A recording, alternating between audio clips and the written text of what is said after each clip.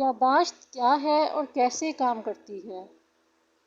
ہمارے ذہن میں یادداشت کے بننے کا عمل انتہائی حیرت انگیز اور بے حد دلچسپ ہے۔ اس پر ایک گہری نظر نہ ڈالنا ناانصافی ہوگی۔ ہمارا دماغ ایک ریکارڈنگ ڈیوائس کے طور پر بھی کام کرتا ہے۔ اسے پروسیس آف مائنڈ ریکارڈنگ بھی کہہ سکتے ہیں۔ طبی اصطلاح میں اسے کوگنیٹو پروسیس کہا جاتا ہے۔ ویسے تو یہ بہت ہی پیچیدہ عمل ہے، مگر موضوع کے اعتبار سے مطلب کی بات یہ ہے کہ ہمارا ذہن حواس خمسہ سے ملنے والی ایک ایک خبر کو، ہر ایک احساس، ہر جذبے کو ریکارڈ کر رہا ہے، محفوظ کر رہا ہے اور ان احساسات اور جذبات کو معلومات میں تبدیل کر رہا ہے۔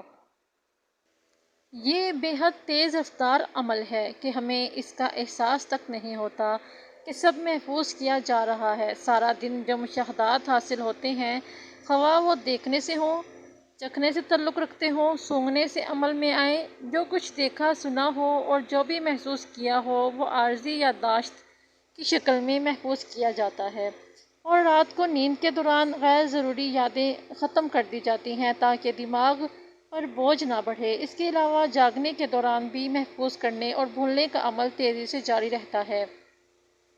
مثلاً ایک دکاندار گاہکوں کو نپٹاتے ہوئے یہ کبھی یاد نہیں رکھ سکتا کہ اس نے پچھلے تیسرے یا چوتھے گاہک سے کتنے پیسے لیے اور بقایا کتنے دیے۔ اگر یہ غیر ضروری ڈیٹا ختم نہ ہو رہا ہو تو آدمی کچھ ہی گھنٹوں میں حواس کھو بیٹھے۔ جو واقعہ یادداشت کا حصہ بن جاتا ہے، اس کی ریکارڈنگ کا طریقہ کار بہت ہی مختلف ہے۔ اسے طویل مدتی یادداشت کہتے ہیں۔ طویل مدتی یادداشت دماغ میں تب محفوظ ہوتی ہے جب احساس اس خیال سے جڑ جائے جو ذہن میں حواس کے ذریعے آیا ہو۔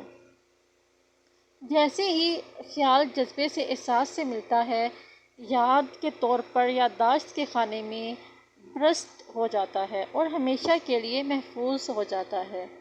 اسے ایسے سمجھیں گے کہ اگر آپ دیکھیں کہ سڑک پر کسی بچے کو چوٹ لگی تو یہ واقعہ چونکہ آپ کے جذبات سے نہیں جڑ پایا، کیونکہ وہ آپ کا بچہ نہیں ہے، اس لیے عارضی یادداشت بنے گی اور نتیجتاً آپ اسے کچھ عرصے کے بعد بھول جائیں گے۔ لیکن خدا نخواستہ اگر یہی چوٹ آپ کے بچے کو لگے تو چشم زدن میں یہ منظر جذبات سے مل کر میموری سیل میں برسٹ ہو جائے گا اور ہمیشہ کے لیے آپ کی یادداشت کا حصہ بن جائے گا۔ آپ اس منظر کو بھی ایک مخصوص مدت کے بعد بھول جائیں گے، لیکن اچانک طویل مدت کے بعد کسی بھی واقعے کی وجہ سے آپ کو اپنے بچے کی چوٹ یاد آ کر احساس دلائے گی کہ ڈیٹا ڈیلیٹ نہیں ہوا بلکہ آپ کے دماغ کے خوابیدہ حصے تحت الشعور میں محفوظ رکھا ہوا ہے۔ یہ آپ کے حتمی شعور کا حصہ بن چکا ہے، فائل ہو چکا ہے۔ خیال کو یادداشت میں محفوظ ہونے کے لیے ذہنی یادداشت کے خلیات میں جل جانا یا برسٹ ہو جانا ضروری ہے۔ اس برسٹنگ کے لیے، اس شعلے کے لیے خیال کو جس بجلی کی، جس انرجی کی ضرورت ہوتی ہے وہ نفس اسے جذبات یعنی ایموشنز کی صورت میں مہیا کرتا ہے۔ اس طرح ہم اپنی زندگی کے تمام اہم اچھے برے واقعات کو گناہ اور ثواب کے ثبوت کی شکل میں اٹھائے پھر رہے ہیں۔ کس لیے؟ یقیناً روز قیامت پیش آنے والے اپنے مقدمے کی سماعت کے لیے۔ اگر ہم صرف اچھی باتوں کو یاد رکھیں، بری چیزوں کو بھول جائیں، جیسے کہ ہم نے کوئی گناہ کیا یا کوئی فلم دیکھی لیکن اس کو یاد رکھا، تو وہ چیزیں جو ہیں وہ ہماری عبادتوں میں بھی خلل پیدا کرتی ہیں۔ اس لیے بہتر ہے کہ بری چیزوں سے پہلی بات تو یہ ہے کہ بری چیزوں سے دور رہا جائے، لیکن اگر آپ بری چیزوں سے دور نہیں رہ سکتے تو ان کو فورگیٹ مطلب کہ بھول جایا کریں۔ ان چیزوں کو بار بار دیکھنے سے، بار بار ان کو یاد کرنے سے، ان کا ذکر کرنے سے وہ چیزیں جو ہیں وہ ہمارے دماغ میں مکمل طور پر نقش ہو جاتی ہیں۔ تو اس لیے بہتر ہے کہ اپنی عبادتوں کو خالص بنانے کے لیے گناہوں سے بچا جائے۔